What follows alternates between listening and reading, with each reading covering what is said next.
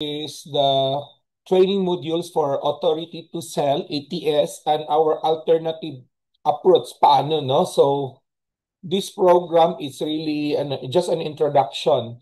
Tayong lahat, we've been doing brokerage, no? We've been doing brokerage or kahit na we're selling, project selling earlier, but pag yung project selling, pag bininta ulit yan ng mga property owner, that goes to the resale market or we call that secondary market or brokerage. So, paano ba natin what's the procedure? So, this evening, we're going to emphasize the importance of what if there is no ATS?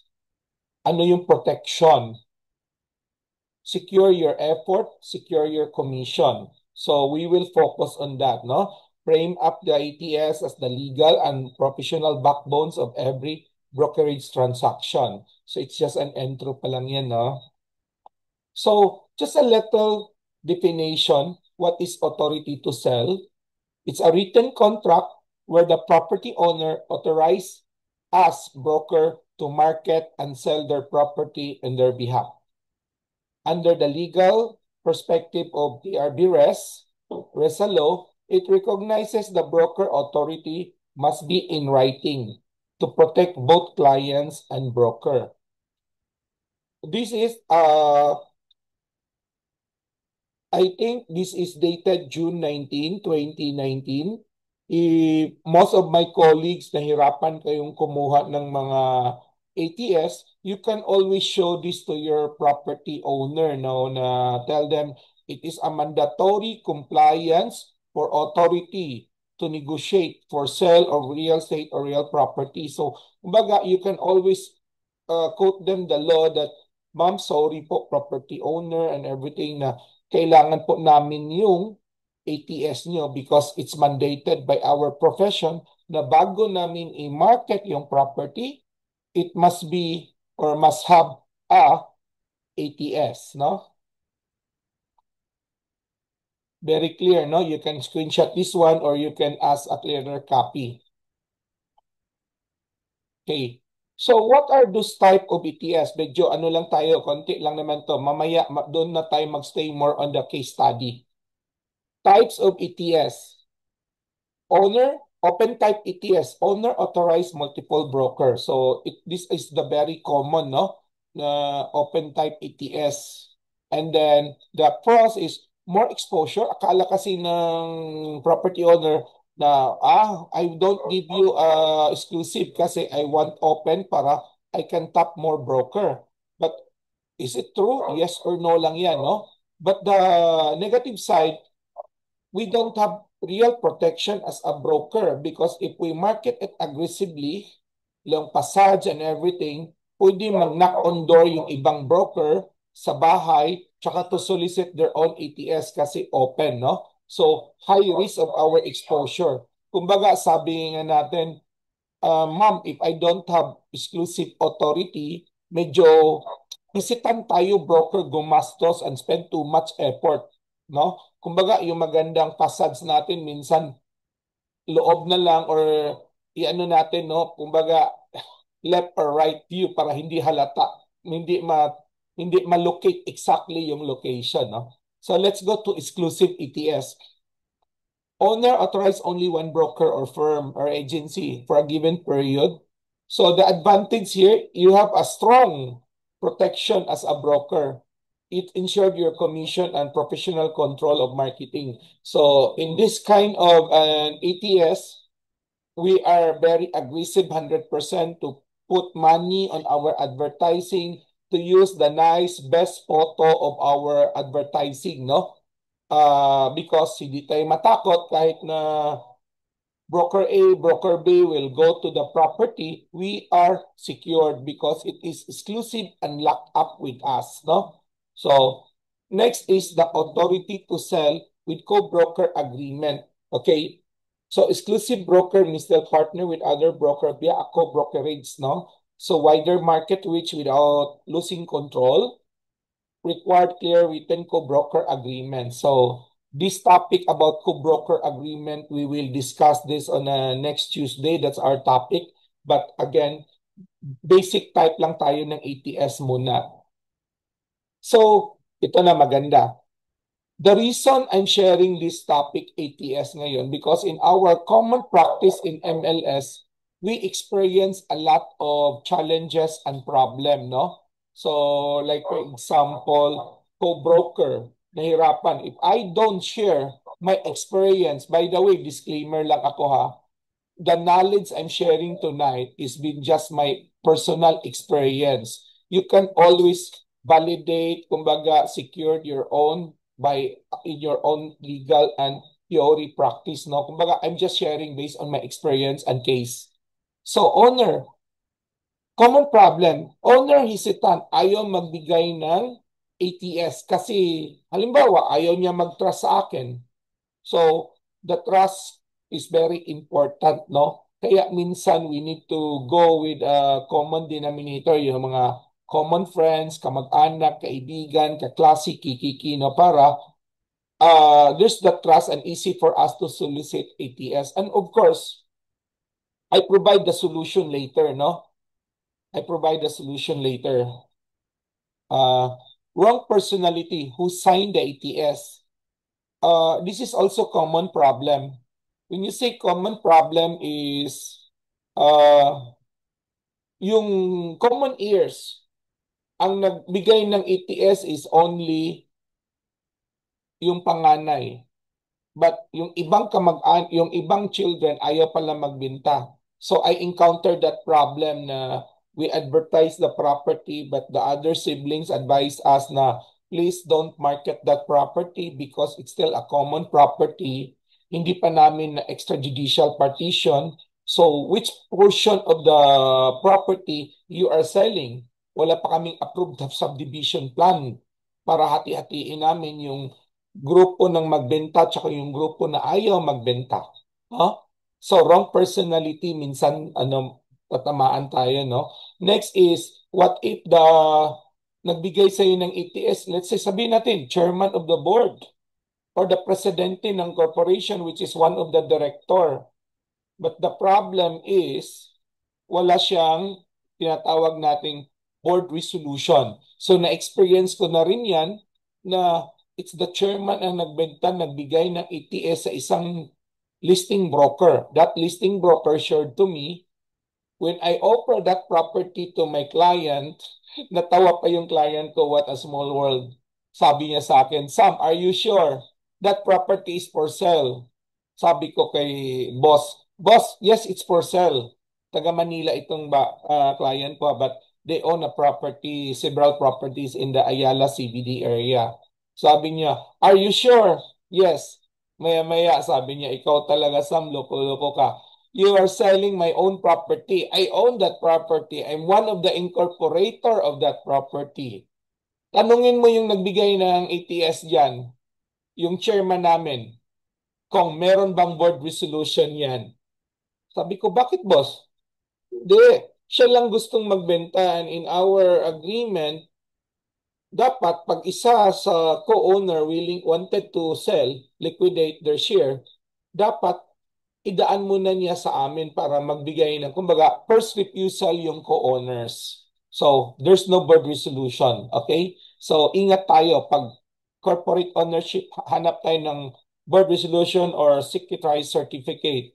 Pag common ownership naman, nakapangalan pa sa mga lulu-lula or parents nila, dapat the one who give us the authority, tanungin natin kung may ano ba siya, na authority to market of all in behalf of all the children or siblings. Now, let's go to the next problem. Incomplete document, no formal written ETS, only verbal agreement. 'Di ba? Very common 'yan, sabihin ni Sir Ruben sa akin, Sam, ano ka ba naman, kapitbahay tayo, magkumpare pa tayo. Saka na yung ETS mo pag may buyer ka na, 'di ba? Very common. Minsan, sabihin pa ng isang buyer, sabihin ni Gigi sa akin, seller, Sam, sino nag-auto sa iyo ibigay price 1,000? Ang agreement namin magkapatid is 1,500, hindi 1,000. You are misrepresenting the public, the buyer. So yun pala, nalimutan niya, nagkamali siya, 1,000 bigay niya. But if in the absence of a written I could be lalabas, we broker lalabas na nag-misrepresent tayo. By the way, tonight, we also open the invitation to some of the mga licensed salesperson, tsaka meron din ditong mga non-licensed salesperson. The reason I am inviting you also tonight because just want to show you na very important in our profession and practice, the ATS. Tsaka latter part, sasabihin ko din sa inyo, more case study, bakit kailangan nyo makipag-partner ng isang licensed broker. We'll continue. So, common problems with ATS. No? Okay, kanina ayaw magbigay. Ngayon, pag may ATS na, what are these common problems? Sabihin natin, expired ATS, not renewed, but the broker continue marketing. So, we need to be careful on that, no? But there's a lot of way naman dyan, no? No exclusive clause. Owner still entertain other broker. Pag walang exclusivity clause tayo yung ATS natin. Tendency, tayong nagpagod, tayong nag-effort, tayong nag-market, nakita lang ni Juan de la Cruz, for sale pala itong bahay na to. Yung pinsan ko naghahanap so pupunta siya doon. Or for sale pala ito. So our time, effort, and money for marketing, informing the public, and the public, alam naman natin, maraming enterprising people there just waiting for the opportunity. So they grab the opportunity from us. Kaya minsan, how are we going to convince para sabihin natin kay property owner GG, please give me exclusivity. How are you going to do the presentation para the property owner will award you exclusivity, no? So we will discuss that latter part. Tuturuan natin si Imelda to how to secure exclusive. Another problem with ATS is commission dispute, especially when open ATS use non-overpriced OP. So I will share you sample also na pag yung mga ATS natin is open type tsaka yung mga yung overpriced kumbaga overpriced, no, marami. I experience this, allow me to share my experience. Seller group with ATS, they told us this is the price, but the price that they mentioned is kasama yung overpriced nila. So we get a co-broker agreement that we will share the 5%. Halimbawa, sabihin natin, it's a Roland. The Roland is cost only, to be exact, this is the actual example in Bugo, Cebu. The Roland costs only 100 peso per square meter. Nagkasundo kami with our co-broker agreement na 5% commission shared three-way because their group in Dorp, my group in Cebu, and there's a group in Manila. But behind the scene, meron pala silang overprice. Yung dineclared nila sa amin na presyo, nag-overprice sila ng 100. So if you try to see, the average selling price is 100 to 130, but the price the seller group party offered us is 200. So may hidden overprice sila. And then the co-broker agreement that they shared to us is 5% of whatever selling price and then shared three-way. So dun pa lang may misrepresentation. Another thing is very important also in our commission, pag overprice ang ginamit natin, another case, yung seller wanted 1,000. Sabi niya, net of all taxes and commission, kayo na bahala mag-add on sa PF nyo. So, naka-declared sa ATS. Okay. So, let's say nagpaalam tayo na to give room for negotiation, we put the price 1,200 per square meter. So, with notice and approval of the property owner. But in the process of, we have a buyer already, the negotiation now, seller and buyer, sabi ng seller na you need to protect our OP. Kahit mag-close ka ng 1,000 500, kasi 1 to 1,050, no? Kung kahit 50 peso, representing 5% of 1,000. So, minsan nasagasaan, pumayag sila ng 800 or 900 na sana yung overprice for the commission. So, it's still very nice talaga na we need to practice na 5% of whatever selling price. Another concern of ETS is misaligned expectation. Akala na the property owner is blaming ang tagal mong mag-market, broker, ang tagal, ilang taon nang binigay namin sa iyo ang property, hindi mo pa nabenta yung property, no? So, minsan may ganyan problem, blaming us, no? But of course, walang exclusivity. It's too expensive for and it's too risky for the broker to put aggressive marketing, especially, halimbawa, very prominent, kilalang commercial property. But since hindi exclusive, it's a question of, should I put in my ads the real perspective of the commercial property selling, or should Yeah. just, sorry ha, please mute lang, as to unmute. Okay, Faye, please kindly monitor the mute and unmute. Okay, let's continue. Halimbawa, you are not exclusive.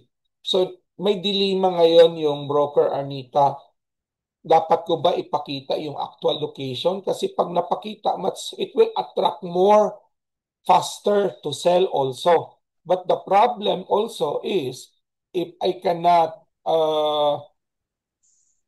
if I will show the actual building, pag pumunta doon yung ibang mga broker, I will lose also my opportunity kasi hindi ako exclusive. No? Then another problem we're commonly sharing also is, hold on, okay, mute, is the missing warranty clause. Based on my experience, I'm sharing you all this actual negative experience I have without warranty clause. So what are these warranty clause? Warranty clause number 1. Sellers certify warrant that they are the legal owners of the properties. The properties is free from lien, encumbrance, court cases, third party. All owners unanimously agree to sell and authorize the broker. So, again, minsan, we are not perfect, no? As a broker. Minsan hindi natin makita. Kaya I experience myself na when I get a certified true copy on the title and tax deck sa assessors at saka RD, malinis, walang annotation. Pero when we get a certified copy in the clerk of court, may kaso ang lupa, may ongoing case. So you need to make sure. But other than doing that also, you can also include in your ATS kung okay lang sa ano mo na the seller also certified warranty. Baka may hindi siya sinabi ba, no?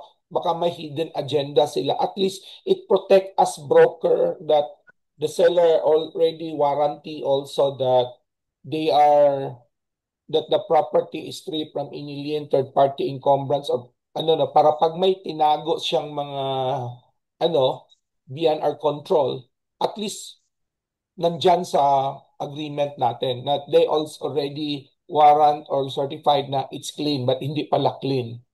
Another experience I have is common property owner. Naka-registered sa parents nila.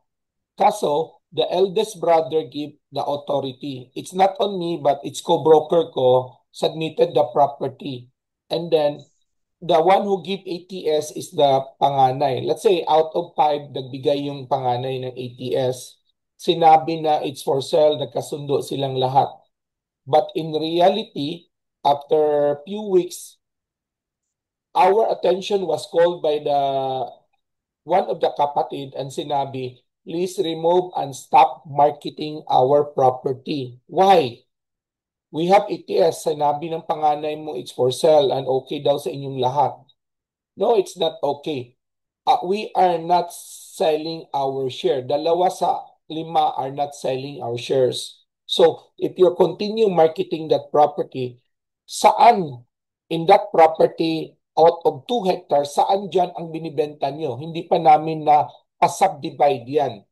Common pa yan. So, nagsinungaling pala yung panganay. So, it is also nice to have a warrant that Juan de la Cruz, warrant, I gave my warrant that all my siblings or all unanimously were selling, or all I get warrant that I have all the authority of my siblings.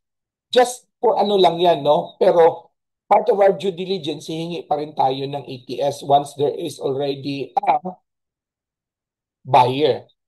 Hingi pa rin tayo ng special power of attorney na from other children na talagang binigyan ng authority si panganay magbenta in behalf of other doon sa mga kapatid niya.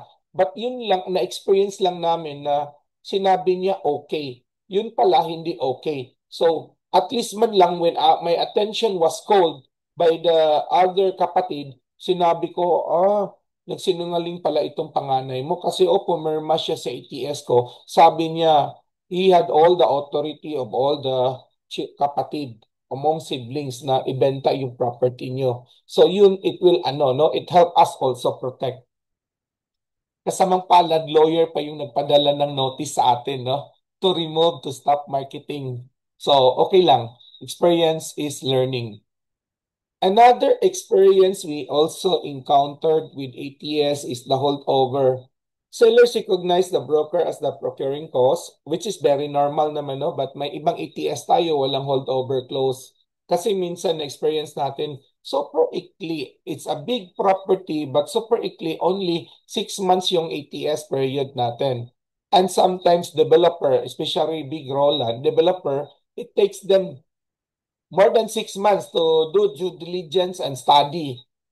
Lalo na if they need to review if the property can be converted from agri to residential, no? Or from agri to agro-industrial or industrial zone.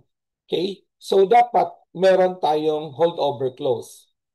Next is ito. Allow me to share this. Hindi ito very commonly practiced, but I experience it several ways. Nagpagod tayo. I was commissioned by a client from Thailand to relocate here in Cebu, their factory. So, ang nangyari is, nagpagod ako first few quarter, tumingin tayo, if we offer 3 choices, 3 listing, sa totoo, we visited 10 properties. Out of that 10, we're down to 5 ino-offer natin sa client. And then they view 10, tatlo. So, we spend time, effort, and money, resources. After that, walang nagustuhan in the first quarter, give another series of 5. Next batch, next quarter. Sa second quarter, may isa na nagustuhan, nag-negotiate. After negotiation, nagbigay ng earnest money 1 million. After the earnest money, akala na natin tuloy-tuloy na yan kasi the process of due diligence na sila with their lawyer. At this is what happened. In that process, meron silang nakita ibang property in-offer sa kanila. And this property in-offer sa kanila, in terms of lot size, much bigger. And in terms of price, nakasave sila ng 6 million. So you know what happened? Pina-default lang nila yung earnest money nila 1 million because kahit nakasave sila sa kabila ng 6 million minus the 1 million expense, savings pa rin sila ng 5 million. And then, a little bigger yung property, mas premium, mas prime. Minsan kasi, hindi naman natin solo talaga ang listing. Hindi natin alam na may mas maganda dyan, nakita lang natin but we don't know it's for sale. So on our case, what happened? Nagpagod tayo, nagtrabaho tayo. On that specific transaction, the landowner secured 1 million. Kahit humingi man tayo ng konti para sa gasolina, expense, effort natin, di tayo binigyan kasi sabi niya, this is loss of opportunity and under that agreement, defaulted in favor to the seller. So at least if you included in your authority that earnest money clause na sabihin natin, these are just example, no? That in case of the forfeitures of the down payment or earnest money, you get broker's title for 5% or 100,000, whichever is higher. At least man lang, no? So these are just example. Our friend lawyers or you can even modify, enhance this earnest money clause, no? Or whatever you call. But again, I'm just sharing you because it happened me several times already. Not one, not two, not three na nagpa-default sa down payment and wala tayo kahit piso. Okay. Alternative to ATS. So let's discuss how we can. By the way, if you have questions, you just type your questions and we will discuss later. Again, to all our, isingit ko lang muna, no? To all our salesperson and non-licensed salesperson or also attending now, the reason why so important that you need to work with our co-broker, like example, yung isang ahente nag-offer ng property for me in Palawan. So why I need to recommend you to a colleague broker in Palawan because even how expert are we licensed broker, I myself is a victim in Mindanao because the property that we do due diligence kasama sa sindikato on that transaction is taga-loob mismo ng RD, Register of Deeds. So, much better yung local broker in that area kasi mas may deeper knowledge at kakilala sila ng mga ibang tao na they can also do, kumbaga, pakitulong in doing the more deeper due diligence, no? So I'm a victim also on that. So kumbaga, iba-iba ang network natin ng mga kaibigan natin sa RD, sa Assessor, sa DNR, sa BIR, iba-iba. So it's better to work. So what happened now? I give you another case. Again, I'm targeting our colleague agents, ha? This happened in Balamban. Inuulit ko ulit. This happened in Balamban. There is a very enterprising agent, hindi ito lisensyado, nagbenta. Under their ATS, sabi niya sa akin to ha, mayroon siyang dapat commission 1 million. But nung na-close na ang transaction, this agent, ahente-ahente, is very close friend doon sa property owner. Kapamilya lang nila, kapitbahay. But sinabi ng kapatid ng property owner, you, agent, hindi ka pala licensed. So why should we give you 1 million? I just give you a finder's fee. Binigyan lang siya ng 200,000. So this agent contacted us and sabi niya, Sam, can you please help me how I can file case against the property owner? Kasi hindi ako binigyan based on our notarized pa daw na authority to sell. So I'm not a lawyer but sinabi ko lang sa kanya, ano yung kasong i-ano mo? Sabi niya, claim kulang sa commission, may ebidensya. Sinabi ko lang sa kanya, based on my opinion lang as a broker, you're not allowed to practice and you're not even allowed to accept a commission. Sabi niya, Sam, you can help me. You're a broker. We can do partner to collect the commission. Sabi ko naman, I am not part of that party. Wala nga pangalan ko sa ATS. So I cannot be part to go after for the commission. So, if you continue to file case, baka balikan ka doon sa property owner. Yung lalaki, di ba nagsabi siya, you're not licensed. Alam niya. Kaya nga, tinabla ka, binigyan ka lang ng 200,000 instead of 1 million because he knows the law at saka alam niya na hindi ka makapaghabol. Kasi pag naghabol ka, baka baliktad. Ikaw siya pang mag-file case sa'yo practicing real estate, not even a license. Okay? So, yun ang one case scenario to all our friends, agents listening now. That's very important for you to work with your licensed broker. Now, another scenario. This is another scenario. Sinabi naman ng Sinabi niya, what if, okay, this is another scenario, no? Licensed agent. Again, ha, to all our salesperson listening now na RESP, you're a licensed agent. Kasi marami sa mga ahente natin, I know I'm not the only one experiencing this one. We recruit agents, we license them, we train them, and they learn and they do moonlighting without our knowledge. Hindi nagpaalam kay Gigi, hindi nagpaalam kay Broker Ruben na yung ahente niya na lisensyado, nag-moonlight, nag-transact dito. Pag walang problema, hindi natin alam. Pag may problema, sasabihin, yes, I'm under Broker Tolentino. So sabihin ka agad, Broker Tolentino, tinablat tayo sa commission natin na 2 million. Nangyari yan sa akin. Sinabi ko kay Gemma, hindi Gemma na itong friends ko, wala na. This is Gemma from Mactan, Lapu-Lapu. This happened few years ago. Dati kong RESP, train, everything. Nung natuto, nag-moonlighting.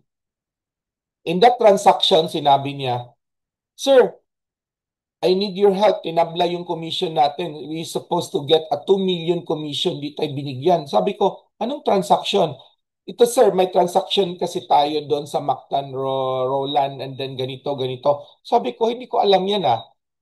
So, even though Gemma is a licensed salesperson ko, the fact hindi ko alam yung transaction. Pangalawa, hindi kasama pangalan ko doon sa ATS.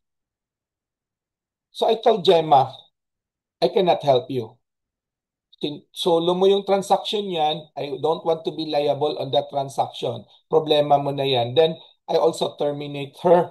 Under my firm, it's a one-strike policy. Kasi masama yun eh. We give opportunity, livelihood to our salesperson. Then after we train, teach them, and we give opportunity. Minsan, suddenly, nung alam na nila, marunong na sila, they do moonlighting without our knowledge anymore, no? So, sabi ko sa mga ahente natin ngayon who's listening salesperson, kahit lisensyado kayo, then you have an ATS. Do you think, going back to the case of Balamban, can you file case? You cannot. Because in the absence of the permission and the authority of your broker, I'm not a lawyer, but that's my understanding. You can also validate. We have our lawyer listening here, broker lawyers.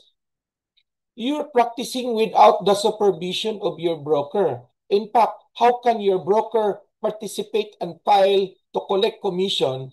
First thing first, yung pangalan niya, it's not even in the authority to sell. Kaya, ang sabi ko is to all our agents, salesperson, let's work, collaborate. Binigyan ka ng opportunity with your licensed broker to do this trade of real estate. Dapat on your ATS, halimbawa on my ATS, kasi sabi ng mga broker, ng mga ahente, susulutin nyo, mawawala kami kasi pangalan nyo lang nandyan. Kaya ginamit ko on my own format of ATS, nakalagay doon, Samuel Olaw and Associates and blank. Sabihin nun, Agent Juana de la Cruz, nandun siya. So, on the acceptance, nandun yung signature ko, nandun yung signature din ng ahente ko. Then, nandoon yung signature ng property owner. So, sabihin ko, ayan, nandun, dyan ka, nandito ako, nandyan si property owner.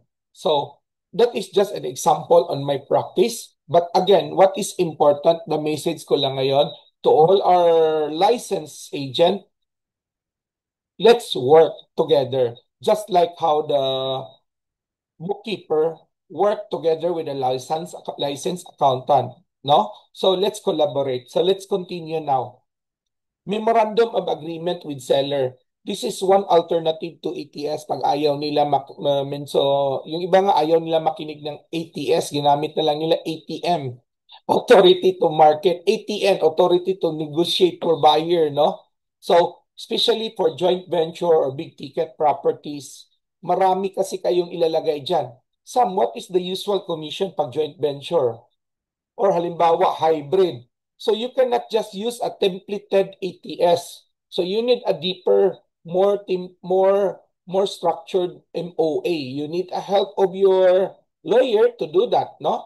So to put everything into writing. What if the agreement is a joint venture hybrid? May monetary advance and may should you get something from the cash advance, monetary advance, or should you get a share of the lots, if it's subdivided lot, or if it's a house and lot, should you get in kind instead of money? So it must be an MOA. Next, option to sell agreement. These are, I saw also a very enterprising broker in Cebu. Ginagawa niya is, instead of ATS everything, kasi ginobble-dribble niya yung transaction, so siya mismo yung alam niya it's very good price, siya mismo ang naglagay ng small option money or earnest money, no? So, and under their agreement, pwede niyang ibenta, siya ang authorized magbenta kasi nilock up na niya yung deal. And then under that, their agreement is pwede siyang magbenta to other party, pero na-lock up na niya yung price. So I will not mention, but that guy, I salute. He makes money on the locking up. Na-lock up niya yung transaction na 1.5. Binenta niya, nagbigay lang siya ng 10%, 20% down payment, then na-flip niya into 2.5. Tubo agad siya ng 1,000 per square meter by locking only 10 to 20% kasi emergency nangangailangan ng advance right away money yung seller and offer terms on the balance. Another alternative is exclusive marketing agreement, no? So may mga nakita akong ganyan na yung si broker binigyan ng exclusive marketing agreement to market those bahay na binibuild ng isang hardware owner. Kasi he is not a habitual, nagtatayo lang ng 1 or 2 or 3 houses. Isa dito, isa doon, gano'n. Then marunong din, nakapangalan ito sa anak niya, yung pangalawa sa panganay, pangatlo, ganun. Somebody advise, okay? Next is letter of intent, LOI, non-binding agreement. Step before ATS, no confidence. Halimbawa, you can also do like property owner si Sir Robin. Papadalhan ko ng unsolicited letter LOI ko.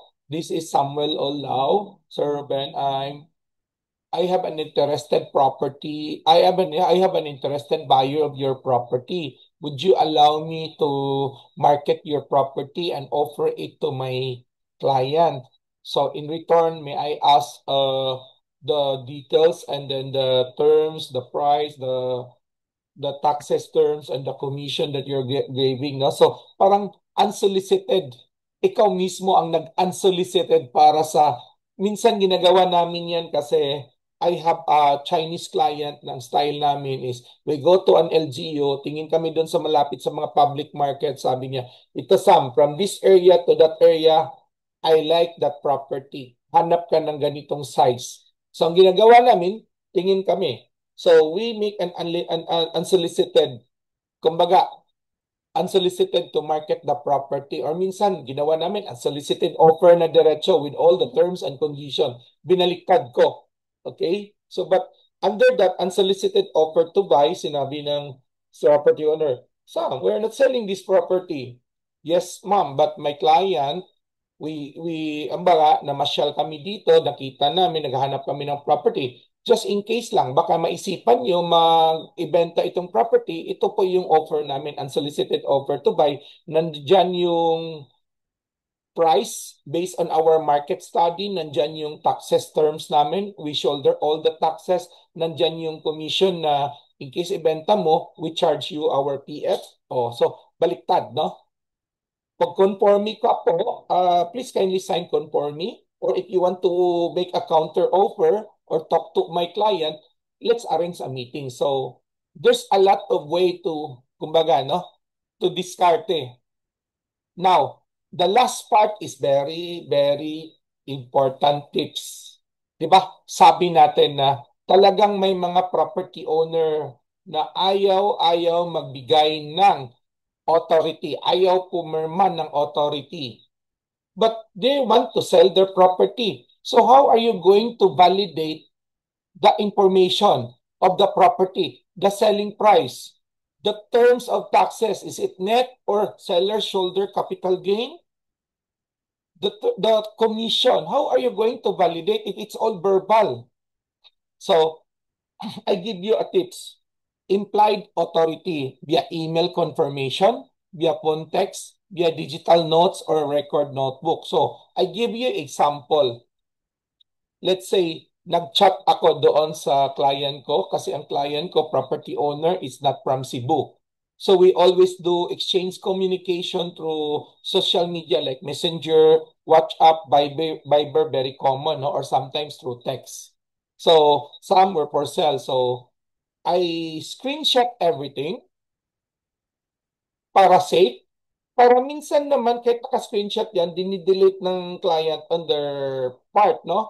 But again, what I do is I email my client, Mr. Property Owner, Mr. Tolentino, I'm sending you a summary of what we discussed over the phone or what we chat or what, attached here is the screenshot. So I'm giving you a summary. I just want to validate everything. Please kindly review, edit freely if there is a mistake, and conform me also. Diba? So, bawat question, location, question mark, yes or no, tama ba, mali. Look, area of your property. So, pag mali, edit. Selling price, pag mali, edit. Or tama, yes. Commission, 5%, ganun. So, it's just an implied authority. At least may hahawakan tayo na pag sinabi na, Sam, who told you it's 1,000? It's 1,500.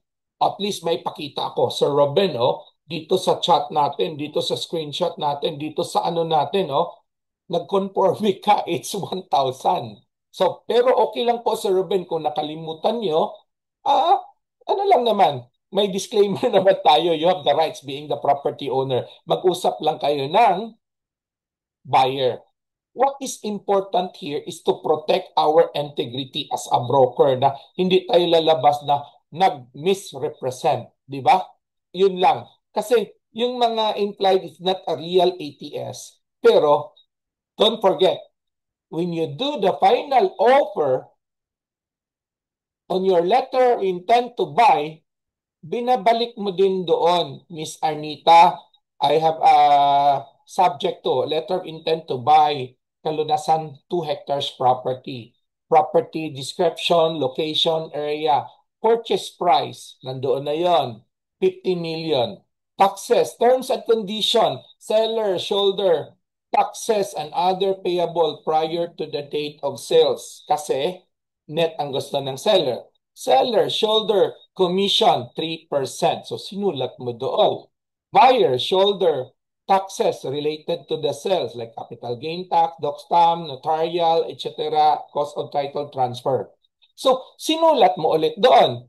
So we're looking forward for a meeting up. So part of this proposal, sinulat mo rin doon na you're willing to give an earnest money 1 million if the buyer conform me on this offer. So sa baba, preferred by broker and conform me by pangalan ng property owner. So pag kinonform ni property owner Arnita, conform na siya doon sa commission, sa price, di ba?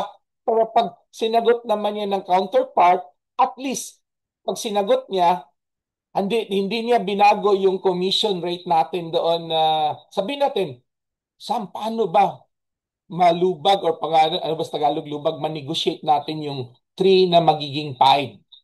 Okay lang. Kasi ATS pa tayo, 3. But in our LOI is the thing, it's black and white, and then nakalagay doon yung bagong terms condition natin na humingi tayo ng 5. Pag pumayag siya doon, inaccept niya yun, kinonforme niya, kahit yung ATS mo is 3, but on your letter of intent with the new terms and condition, inaccept niya the facts na it's 5 already, then we already increase our commission on the 5.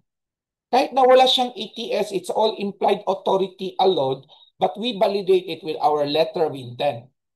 Okay? So, this is, again, just my practice experience, but alam ko marami kayong ma-enhance, no? I'm just sharing it again. The reason why I'm sharing it, because I wanted in the future, if I partner with broker A from Palawan, we have a kind of a standard practice. Mahirap na yung kapartner kong broker, then wala siyang ATS, di ba? Then nagbigay siya ng property sa akin. Wala man lang siyang implied authority. How can we validate those information, price, commission, taxes terms? So the reason we're sharing our information because we're trying to scale up our profession and our practice. Theory is there, but there's a lot of actual experiences na hindi nakasulat sa theory. And that's what we are trying to share in our MLS program. Hope I'm able to share something, no? So, on the last few slides, how our PHMLS help secure exclusive ATS. Di ba ito yung hanap natin palagi? How can I get exclusive authority from GG, the property owner? So you need to do pugi-puwen. Kumbaga, why should I give you exclusive authority, Robin? Why should I give you exclusive authority, Anita? Dito, diskarte, no? Sabihin natin, basahin ko muna bago ko layman's term. Professional Marketing Hub, owner, 24/7 listing exposure, transparency, protection, ads for broker, no? I will market your property in MLS nationwide. Sabihin ko, Mr. Property Owner, Mr. Robin, if you're giving me a chance to be exclusive for the next 6 months, your property I will spend time, effort, and money to advertise your property not only locally, not only in the offline, but also in our social media, in our website, with our MLS, where hundreds of licensed broker and agents can help market your properties. At saka, hindi ka mahirapan mag-entertain because I will screen all offers from other brokers and agents as your trusted broker. Kasi if ikaw magtrabaho, maybe the most that you can give ATS is 3 to 5 broker. But every now and then, sa iyo dadaan, sa iyo lahat, ikaw yung mag-entertain, yung iba dyan, hindi pa sure buyer. But if you trusted me, I can screen a serious buyer, I can screen a serious offer based on your mandate if you want to close that type of specific amount. So I can screen na dapat yung i-forward ko sa'yo, it's kumbaga serious, there's a written offer already. Verbal, ako muna. And then pag verbal galing sa mga fellow brokers and agents, ako muna. I will put all the standard para pag sabihin, hindi ka mahirapan. And then I will report you monthly what's the update of our sales and marketing. And I will show you how to market. So pakita mo, this is our website, PHMLS. So hundreds of brokers are subscriber here, browse also by salesperson and a buyers. So I will advertise. It costs me, but wag mong sabihin mura. It's only 1,000 a month, no? But wag mong sabihin. Sabihin mo lang, it costs me time and effort and money, but it's worth it naman with your 5% commission. Tsaka, the good thing with that 5% commission, it guaranteed me 50% kasi you give me exclusivity. So kahit na kahit na ibenta ko doon kay co-broker, at least secured ako sa kalahati kong share. So it will bawi whatever puhunan, time, and effort. Di ba? So you need to have a portfolio how to convince your property owner to get exclusive authority. So the PHMLS, it's a website which allow me to browse lang. Okay, this is a free sign up. We're giving you also 2 months free to use. So it's benefit. You have your own website. The lahat ng subscriber, you have your own website, unique website, your own name, logo, etc. You have a digital presence 24/7 online. You can put listing up to 50 properties, delete and update, and share it nationwide with all fellow brokers. Collaborate with brokers and sellers and buyers. Access immediate, meaning, okay, and your website become your landing website. So you advertise in Facebook, TikTok, LinkedIn. The moment your buyer click or broker click, they will be browsing to your website. Kahit mamili sila property in the Luzon, Visayas, Mindanao, you're the only profile broker. So kahit na you are only a broker based in Dipolog City, but lahat ng subscriber natin, Luzon, Visayas, Mindanao, example, we have 100 now, plus you have all their listing become your listing. Our listing become their listing. It is a greatest equalizer. Walang nakalamang. What is on content on my website is also content in Arnita website, in Pipito website, in Imelda website. So kung sino yung masipag, tsaka work hard and smart to aggressively market, well, di ba? He will be more or she will be more blessed and benefited. So again, we created a digital network. In real time, we can share our listing. So ngayon, every new broker you invite to our PHMLS, it is an expansion of your business. It is a collaborator. It's not a competition. So there's no need. Gone with the day na dapat maglagay ka ng bagong office sa Puerto Princesa, bagong office sa Baguio. Wala na. You just need to invite a broker in Baguio to onboard on our MLS. The moment Baguio broker on board, you are now opening your business in Baguio. Lahat tayo. Because the listing of Baguio become our listing in our individual website. Pag may client tayo, we don't need to go to Baguio because that broker in Baguio will now assist as our co-broker. And the good thing, equal sharing 50-50. Because if you open an office in Baguio, it costs you rental, utilities, etc. Alangan mang may office ka, wala kang manager, wala kang supervisor or secretary, it costs you another employment salary. Tsaka if you hire an agents, sa totoo lang, what is our entry level sa mga ahente ngayon? It's 2.5 to 4% for project selling. So, pero kung titignan mo, if you collaborate with a broker to handle the Bacolod listing, it's 2.5 to 2.5, 50-50. Baguio, 50-50. So, and we are all brokers. Hindi ko, kumbaga, I did not remove the salesperson, but they need to work with their broker for ma-enhance yung listing, ma-validate bago licensed broker upload. Kumbaga, lahat ng listing dadaan mo na kay broker bago niya i-upload for collaboration. So it's only 1,000 per month for the PHMLS, or if you pay 1 year, it's only 10,000, save ka 2 months. And it's all free to the developer. Kaya it's a value added because like PinMap, it's free. Kaya lahat ng website natin, nandoon na yung mga inventory ng mga developer. So again, please screenshot. If you're interested to try our program, it's free for 2 months. Just free sign up. Just type phmls.net/free user sign up. Okay, Marky and Pay, please type it in our chat box for them to click. No, or you can contact me with my number.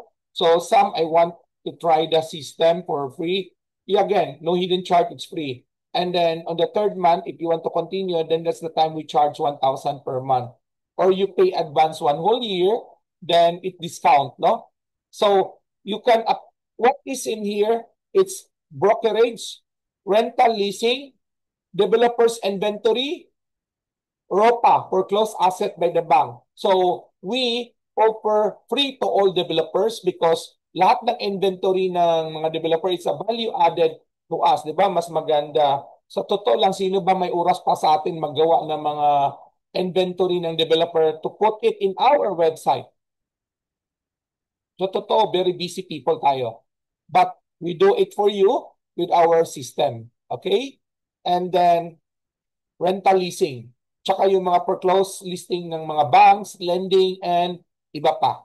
Okay? So, our slogan been there for the last 18 years. ROI stands for enhancing people's lives. We help our fellow brokers, salesperson to skill up our practices para kahit nasa Dipolog ka, you can do practice nationwide. Kahit nasa Baguio ka, you can practice nationwide without expanding in the physical office because very expensive. So we want you brokers to lower your operational expenses, to get more on-board broker, kasi more broker, more listing. More listing, more potential collaboration, market, and more sales to all of us. Okay? So, looking forward, more blessings to everybody. Okay, and if you have questions,